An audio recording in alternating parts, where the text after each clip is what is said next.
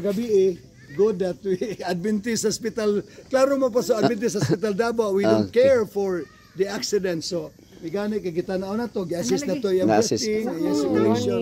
Okay man, yung ABC, no? Mao. So, duwi kada ko ano yung Adventist Hospital Davao, wag yun hunong. So, Princess, very expert sa ER sa ABC. Congrats, Princess.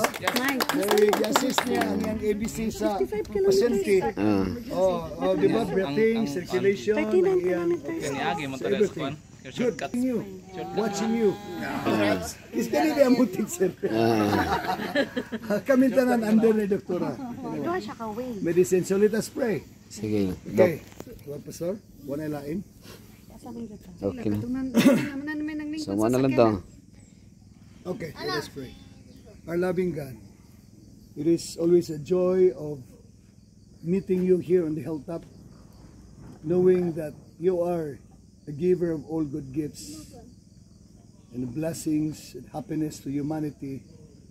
We have enjoyed the beauty of nature, O Lord, because you have made this for us to appreciate and worship you. And today, as we proceed to other destinations, we pray that you will continue to protect and preserve us all, while the rest of us will proceed to Davao and to some activity like Doc Chris and the rest. We pray that everything would be fine as we commit all activities unto you today, and bless our coming days, O Lord, that we may all be more enthusiastic as we continue to discharge our duties and responsibilities, that we may glorify you, being the spiritual leaders of that institution, Adventist Hospital Davao. Help us to be a better example to them.